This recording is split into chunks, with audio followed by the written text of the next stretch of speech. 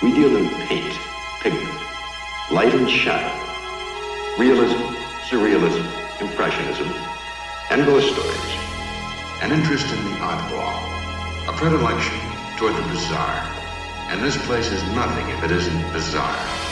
There's no admission, no requirement of membership, only a strong and abiding belief in the dark at the top of the stairs, or things that go bump in the night. The name of this place, should you have come in here accidentally out of the rain, is the Night Gallery. All right, welcome back, art lovers, to Midnight Viewing, the Night Gallery podcast, where we discuss Night Gallery, Rod Serling's follow-up to The Twilight Zone. I'm Father Malone, and with me here in the gallery are Rankin' on Bass's Chris Stashew. You're yellow, boy. I remember you back when you were a sidewinder. I love the Old West. I love the Old West, folks. It yields the best fake accents of all time. And Rankin' on Bass's Mike White. I am a patient boy. I wait. Oh, now that's so beautiful. Anyways, much better than anything we're going to see tonight. What we are going to see tonight is Season 2, Episode 18. This aired on January 26, 1972. This episode is split into two segments. Those are The Waiting Room and Last Rites for a Dead Druid. In a $12.50 pine box reposes the body of a frontier Frankie, armed but disarming. A victim of an Old West philosophy that any man with a good eye, a limber finger, and a well-honed trigger skirts the pastures of immortality. But this chap found out the hard way that immortality is a wish, a word, but infrequently a reality. He awaits your pleasure in a painting we call The Waiting Room. The Waiting Room was written by Rod Serling, directed by Jeannot Szwarc, and stars Steve Forrest, Albert Salmi, Jim Davis, Buddy Ebsen, and Gilbert Rowland. They're throwing out some blank as blank credits all of a sudden in the opening credits, which I don't understand. This is the story of a gunslinger named Dictor who stops into a saloon and encounters a literal murderer's row of fellow outlaws. The problem is they're all dead. They are. Not Dictor. Oh no, anyone but Dictor. It would be hard to figure that thing out, wouldn't it? What'd you think of this one? Chris, you take us back to that wholly original episode of Tales from the Crypt. So what was funny is Season 4, Episode 8 of Tales from the Crypt, Showdown, aired in 1992.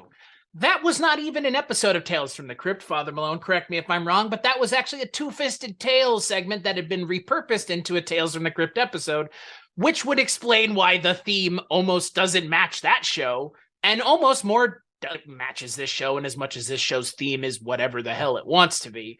Yeah, that segment is about a gunslinger who wanders into a town where he's, wait, I remember you. You were Dusty Bill. You were dead I saw you get gunned down. And I swear to God, Buddy Ebsen's doing the exact same. This whole thing is just that. I remember. Where am I in hell? Yes, you are in hell. And so am I for having to watch this segment, because it was like I was having a flashback to like Nam, where I was like, oh, I've seen this before. And it was just as bad last time. Wow, Tales from the Crypt is the equivalent of the Southeastern Asian conflict of the late 1960s. Okay, Mike, what did you think of this one? I don't know if it's as bad as Nam, but it definitely felt like it went on as long as the Korean War did in MASH. It was a very long segment. I looked down at one point, I looked back up, and I said, this is still going on. What's going on? How can this be happening? You were Dictor all of a sudden. Yes. 28 minutes. 28 friggin' minutes, and you feel every single one of them. But you know what? Rod no longer had control at this point, and they were doctoring his scripts when he wasn't looking. Oh, right. Sure. It's too bad that they took 7 additional minutes of them reminiscing out, because boy, I really missed that. Oh boy. Good Lord. It's you know what it is? It's almost a Blackout sketch. Again. And even the Tales from the Crypt episode is the same way. If an old Western guy wanders into town and the town looks deserted and there's a bunch of guys around a table, I think everybody and their mother who has at least a inkling of an idea of the tropes here would understand what's going on here. Yeah, like most of Serling's loop episodes, which we got a lot back in the Twilight Zone, but we certainly have had some here as well. Just recently, what is that clacking sound in the heavens? To be honest with you, the first 20 minutes or so of this segment, not 20, but like 10, I was actually totally intrigued. I'm a sucker for the supernatural. I'm a sucker for the Old West. Put them together. I'm on board. And the performances are solid uniformly. Yeah, Buddy Ebsen's fucking great. He's awesome. He's so good he can't even salvage how bad this segment is. And it's shot beautifully. The problem is, as soon as the first gunfighter steps outside, all lingering doubt of what's going on here dissipates. And that's within 7 or so minutes of the episode beginning. And now we've got 21 to go. It should have remained as oblique as possible, because when it was oblique, when it was unclear what was happening, I was really into it. I was intrigued. I wanted it to be really mysterious and not, oh my God, they're not just going to go to the most obvious place possible. At the same time, if I had the unfortunate luck of living in pioneer times in the Old West, I hope that I would at least have Steve Forrest's sense of style, that fucking pinstripe suit, and that really tasteful kerchief. Just red, just around the throat, and a wide brim chapeau, but not too overstated. I liked it.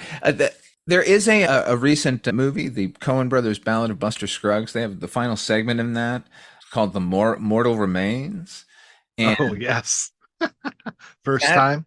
Yeah, that's what this should have been and could have been. Unfortunately, all we're saddled with is a moron of a lead character who everyone keeps telling him their story. This is how I died. He already knows. He mentions it himself. Like, oh, I heard you got gunned down by so-and-so and such and such. Yes, that did happen. I'm that guy. And here you are. I don't understand, though. How did it happen? I don't get it. How are you here now? It's like, dude, put one and two are next to each other. There is nothing else in between it. It's you're dead. You're dead. You're dead. Tell me, what has happened? How did I? Please. But and I love that it even does the thing where it's like, well, do you remember how you got here? I don't even remember how I got here. Did we never leave? We never left. We're still there. It's like that. It's so, again, this is 72, so we're not, it was used then, but it's overused now. Maybe it's our 2023 sensibilities peeking through, but it doesn't even feel, it feels so rote. The roteness of it gets in the way of it even attempting to be entertaining. And then you saddle that with it being 4 times as long as it needs to be. Oh, just that they kept doing it over. And I love a good Groundhog Day type story. A time loop story is great, but not this way. Not that we get to hear every single person every time, just over and over. Like, please just figure it out. Other thing I liked quite a bit, it was the second gunfighter, the gunfighter who's sitting closest to Buddy Ebsen. He's the second one to get up and go. That guy's performance was fantastic. That's Albert Salmi. I knew him from somewhere. He's Noonan's dad in Caddyshack. Whose child is this? What? How many Cokes did you have? That guy was that fucking fantastic Western character here in the waiting room. He really sticks it to Steve Forrest, too. He's like, I don't want to be your brother, and I would never be related to some vulture like you. It's like, Jesus Christ. Him and Buddy Ebsen are turning in real, like, blistering performances in this. I appreciate that they showed up and they were like, we know what you're asking us to do. Lean into this really hard. And they do. Like, I appreciate the commitment to what you're needed. It's just like, you don't need it this much. Yeah, because the tone demands the performances those guys are giving. That first opening sequence when we're unsure as to what's happening here, it needs a level of seriousness to bolster everything else. And that's what's good about the episode. Can I just ask you guys, because I was unclear on this, the opening and closing shot of him riding up to the hanged man, which turns out to be him, was that day for night, or was that night and they just had a really hard light on the hanging man and Steve Forrest, or his stunt double? It looked like a hard light to me anyway. Yeah. In the opening, the first time I saw it, I went, that's got to be day for night. And then at the end, I was like, no, it really looks like a light. So I don't know. And I'm with you, by the way, when it comes to horror mixed with Westerns. I'm a sucker for Bret Hart. And yeah, this had so much promise of, oh, cool, an Old West segment. We haven't had one of those before. I mean, even what was it? What was the Star Trek episode, like Day of the Gun or whatever that shit was shot? That's a great one. So yeah, just the amazing like big red backgrounds and just that kind of like symbolism rather than sets type of thing. Obviously, Minimalist set fronts that yeah, look like Blazing obviously, Saddles set fronts. right. Yeah. Obviously, they didn't have that much money or anything, but it worked out really well. So, and this one, like you guys said, shot very well, looks really good, but just the storytelling. Yeah, and I've said this before, like the ham bone purple prose that I usually accuse Serling of, if you put it into a period piece, that it alleviates a whole lot. Oh, Suddenly, yeah. it sounds like sparkling dialogue, and I have very little to complain about. The problem is, it just never ends, and it goes nowhere, and we're all in on it like the guys who are sitting in the fucking saloon from the scene one, and we're just waiting for the dummy to wake up. You for 28 minutes for that. And I guess the other thing that I wonder is obviously you have the story of a guy who's died, and then is this the first time he's gone through this? Are they like at the like the way that they're acting? It's like this motherfucker is not remembering time to time. So is this like 10 loops into this? Which is that would have been a more interesting conversation to go towards, as what does it mean to be here? Is there any way to leave, or are we doomed forever by our bad choices? No, it's instead, it's like, this guy's dumb and doesn't know that he's dead. Duh. Like, but the audience picked up on it immediately. I don't see any way you as an audience member couldn't pick up on it in this episode. The show has done good twists in the past. I'm sure it will do good twists in the future that are not telegraphed, but this is telegraphed from shot one. We can't be smarter than the character on screen, because then we're just like, this guy's just an idiot. I do think that this is this character's first time, because he rides up and he looks at the hanged man and doesn't bother to figure out who he is. And then the next time he comes, he changes that. So I think this was his first time at the Afterlife Rodeo. Maybe, but Steve Forrest seems pretty dumb. Yeah, I don't know. I would think at least the Buddy Ebsen character would be like, this guy again. Yeah. That's what I'm saying. That's why they're so frustrated with him. It's like, this guy just keeps coming back, asking the same stupid goddamn questions, and we keep telling him the same shit over and over again, and he's just not listening. Fuck this guy. The Albert Salmi character 100% would have said, how many times do we have to tell you this, you idiot? That would have been what I would have written, because it would have been more interesting, as opposed to just, okay, like he's here for the first time, but he doesn't realize it. Maybe it's okay. Maybe I understand why you don't realize it then. No, and it would let the character off the hook. Maybe like we know he's an idiot from the opening. We would then view the scenario through the ghosts who are already participating's eyes, and it's kind of a tragedy. That could have worked. They're much more interesting. To those amongst you with a predilection toward antique collection, or the occasional bargain hunting that takes place in out-of-the-way nooks and stalls, this painting suggests a certain required wariness when it comes to your shopping. Because there are moments when behind some dusty book or in a cobwebbed corner of an ancient vestibule, you'll uncover a little object d'art which can horrify the heck out of you. Such being the case in this painting, when a lady goes junking about and uncovers a mythological statue that has lived past its time and intrudes on hers, we call the painting The Last Rites for a Dead Druid. All right, Last Rites of a Dead Druid, written by Alvin T. Sapinsley, directed by Jeannot Szwarc, or should I say Jeannot Zoom. The segment is a Zoom fest. More on that in a minute. And also, you didn't see it at home, but Rod's introduction was very atmospheric. There's a lot of camera moves this episode. There's a lot of zooming in and out for bumpers. I dig where it's going. Anyway, Druid stars Bill Bixby. This is his first of 2 appearances on Night Gallery. Carol Lynley, the Night Stalker's own. And man, she's adorable. Is that reductive? God, yes. I don't care. And Donna Douglas as Mildred McVeigh. She gets the "and as" credit. That trend has continued into the next segment. It also stars Ned Glass. He's in 2 Kolchak episodes, Spanish Moss Murders and Horror in the Heights, which I did with you guys on the Kolchak tapes over there. Yeah? Nice. Almost a decade ago now. The first time I met you, Mr. Michael. But the unseen performer in this segment is Gerald Perry Finnerman. He was the cinematographer. I mentioned the zooms and the focus pulling here. He's doing muscular work, and it's delicate and elegant.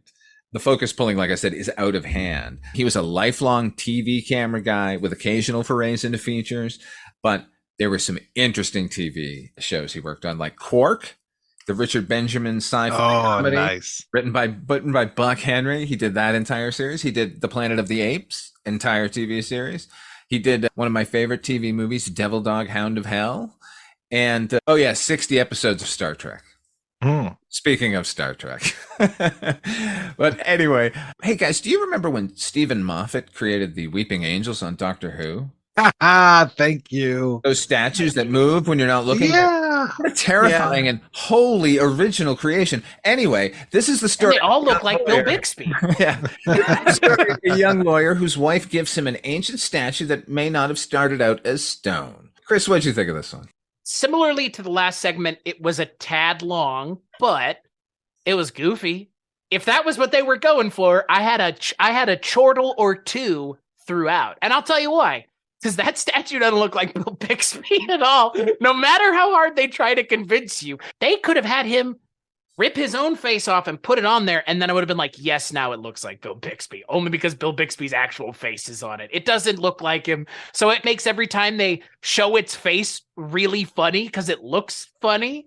And then the premise is, I was going to say The Omen, kind of. I don't know, it's like there's all these like weird like premonition things of you were going to do this and you're being possessed by this, and it's goofy, and for that I can appreciate it. It didn't need to be 30 minutes, but again, I feel like maybe that's like we should stop saying that at this point because holy shit, we've said it a lot. And this episode obviously is a candidate for that because there's only 2 segments. So I think it was fun and goofy, but if they were trying to be serious, they failed real hard.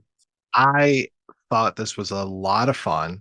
I had a great time. First off, I think that the Night Gallery should expand just from paintings into statuary as well. I think that they really need to expand their business, and having this in the gallery, I think, would be a great conversation piece, and it could be sold fairly easily. I'm not sure who's in the market for life-size statues of people screaming with crowbars in their hands.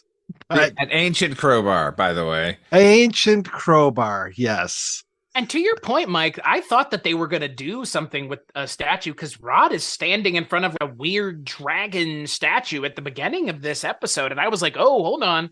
Are we like, there are things in the background in the Night Gallery that aren't paintings. They just never go up to them. And it's like, Right. Why wasn't this that time? Of all times, you could have your Bill Bixby statue just standing there. I actually have an answer for that, which is the sculptures were all purchased all at once. Make us weird objects to pepper the background. And Tom Wright did all of the individual paintings for the episodes because even if they're going to have statues show up, it's still a painting gallery. I agree wholeheartly with you. They should have just had the goddamn statue sitting in the Night Gallery, and he goes, this thing. Isn't it weird looking? Won't you like to know what the story behind this is? Yes, we would, Rod. Like, Well, but don't I get worry. like, yeah, but again, like I get why they had to stick with the consistency of the paintings. The paintings ultimately are more successful, but then you could have made it feel more tailored to each story, like, you know, a specific item. Like, look at this item here.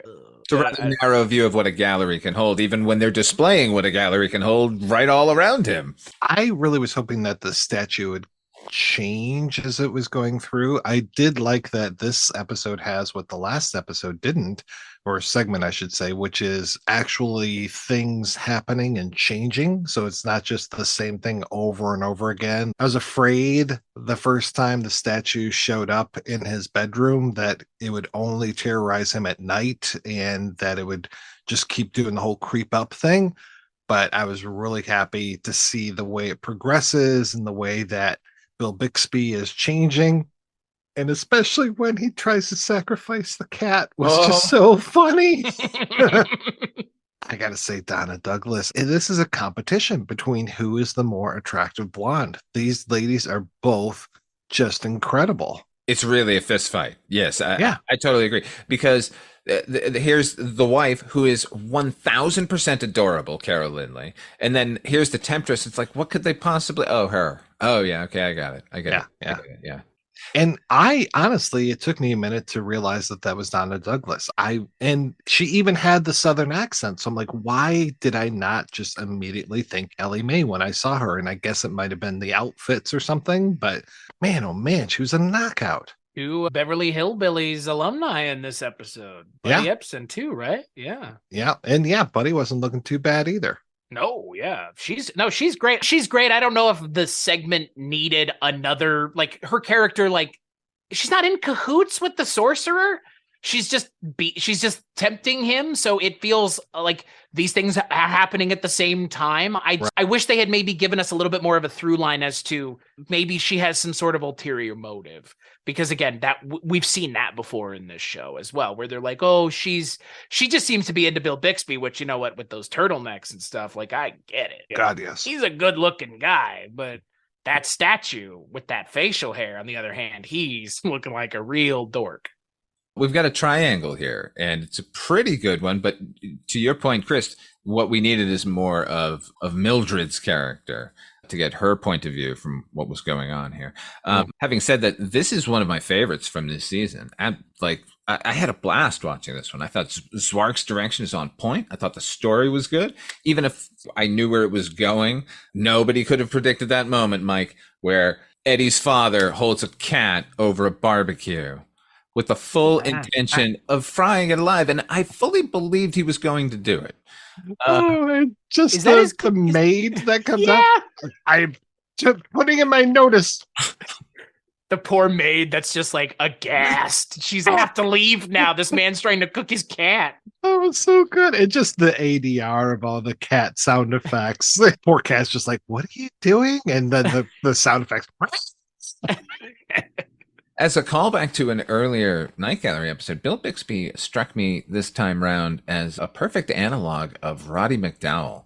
Because when he's endearing, he's very endearing. And when he's smarmy, I just want to drown him.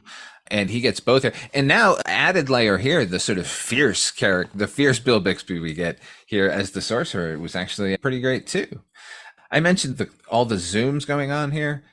When Bill Bixby lays out the statue's origins, this is before he starts to get possessed. It starts on a close-up of the statue, which turns out to be a photograph, which tilts up to Carol Lynley, which turns out she's in a mirror. It then zooms back to include the entire room. It's slick and economical coverage. Jeannot Szwarc, ladies and gentlemen.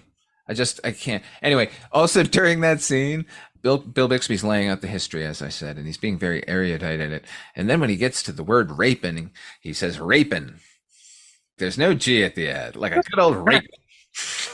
He sure does. He says it twice, actually, which is in there. It was raping. Just a little odd to hear it so casual, you know. I also laughed like crazy when they said, the statue's eyes have changed. And then they cut to it, and it looks like a whole different head on the statue. This orange, those red eyes, though. Those red eyes. Orange head. I'm like, what did they do? Refurbish its head? Yeah. I actually love the shop owner who's just like, I've had this thing sitting around for years. Like, this is great. The freakiest fucking thing. I would get that thing out of my shop and take it away. You know, after a while, if it's sitting in your shop, he's like, I think it's time to just get rid of this nightmare of a piece of artwork because it looks like a human being stuck in concrete. Oh, wait. Oh, wait. He's only getting rid of it to make room for a dinette. So otherwise he wanted to have it around some more, I guess. He takes it back at the end. He doesn't get that one back and he's very mad. He wants it back. So that was, I could have had a set. Yeah. So Bill Bixby murders his wife then at the end? Like after he turns, he just kills her and then is just becoming Anton LaVey of the 70s? Gets the girl. Yeah. And she's down for it. Yeah. I kind of like Doesn't mind at all. Hey, that's a fun, bad ending. Like it's a bummer of an ending, right? I guess if you perceive the Bill Bixby character as the hero of the piece, he gets frozen. But, you know, the bad guy wins in the end. Ain't nothing wrong with that. Oh, speaking of zooms, that second scene, the scene where Mildred gets confronted by him, the she doesn't mind at all thing. Talk about the first of all, there's subtle like hints with lighting, and then they got that circular fucking barbecue that explodes into flame. Yes. But the scene where, like I said, there is this very subtle lighting shift on Bill Bixby, and then he's possessed. So it's mostly Bill Bixby's performance that sells it. But that whole scene was fantastic. I'm just going to keep praising this segment. I won't disagree with you. One. Yeah. Yeah, it's mostly Szwarc, his work here, but the performances are just as on point, as is the script by Alvin Sappinsley, who is our only hope these days. These are originals, too. These aren't based, I mean, that's the other thing. A lot of these are like, you go and look, and it's based on a short story by X, Y, and Z, and these last two segments have both been a Serling original and a Sappinsley original, and Serling is what he is, but this is way better. Way better. Yeah. Yeah. This one, I think if I had seen this when I was a kid, it would really stick with me. I could see, oh, don't you remember that episode with Bill Bixby where he turns into a statue? Because at the end, when he's going to beat it with his own crowbar, I thought that was very effective. And remember, we had an episode with James Ferrantino earlier in this season. It's basically the same story as this one. So they can keep telling the same stories over and over again as long as they're eventually going to get it right, because they got it right here. And this was better than that segment, too. That one that you're referencing. I feel way better. That's what I'm saying. 1,000 times better. But it's the same idea. It's the same plot, effectively, but reworked and shot well and written well and performed well. And here we go. And it was also smart to switch the main character as opposed to the secondary character. Because in that one, wasn't it his wife is the one that's swapping? Right. And this gives it like has to prevent it. Yeah, this gives it like a lot more stakes, and also like it just gives it a lot more weight that he's the one and he's doing it, but the story is being presented effectively by his point of view. It just gives it some more weight because I'm with that character the whole time. And that one, it was like, it's his wife and he has to prevent it. And again, we're in as invested as he is, but here it's okay. He's the one who's in trouble. And yeah, he swings at the statue and because he throws the same way, the exact same way. Isn't that convenient? With his own crowbar. It was fun. It was fun. And that's all it needed to be. And I'm with you, Mike. If I had seen this as a kid, I would be like, that's some freaky shit. Because the statue sticks with you. It is such a choice. The last one does look like Bixby, though. Oh, yeah. Yeah. And I love that when he becomes the monk, that he then gets like the little fake beard. Oh, my God. It's so wonderful. Yes. Seeing Bixby, any attempt at sinister is welcome. Very welcome. Oh, yeah. And when his eyes change, I'm just like, oh, don't make him angry. Here we go. Yeah. Check the end credits. Is Lou Ferrigno in here? All right. Well, we're going to play a preview of the next episode, and we'll be right back to wrap things up. Number 1 entry. A painting that suggests a story replete with gaslight, hansom cabs, and cadavers. An all-star cast of corpses appearing in what we call deliveries in the rear. Delivered to you now on Night Gallery. Painting number 2 in the Night Gallery, addressing itself to the strains and stresses of the married, having to do with the fact that there is more than one way to kill a cat, and more than one way to dispose of a wife. Our painting is called Stop Killing Me. Here we have a cameo dandy. Problem: how to flee the coop, how to make tracks away from the police and unhappy peers, ship out to safer climes. The story of a chap who, if he'd had it to do over again, would have remained where he was. He finds out that he is precisely what is the title of the picture: Dead Weight. That's right. On the next midnight viewing, we'll be taking a look at Season 2, Episode 19. That's broken into 3 segments: Deliveries in the Rear, Stop Killing Me, and Dead Weight. Until next time, what are you working on and where can people find it, Chris Stashu? WeirdingWayMedia.com is where everything I'm working on can be found, including but not limited to the Culture Cast, Rankin' on Bass, Life and Times of Captain Barney Miller, Dreams for Sale. Dreams for Sale is it can be stale, just like this. And that's still going, nearing the end as well. So and then there's all the other things we've done that are completed that you can listen to in their entirety, which you should do, and you can find all of it at WeirdingWayMedia.com. How about you, Mike White? What are you doing? What am I doing? I just do a show every week called The Projection Booth, and you can find that over at weirdandwaymedia.com. I guess I also work on The Shabby Detective, also those Stale Dreams, and yeah, a few other things, all available at the same place Chris was just talking about. And if you want to see some of my ridiculous video output, go over to fathermalone.com. Thank you all for joining us here at Midnight Viewing. The gallery is now closed.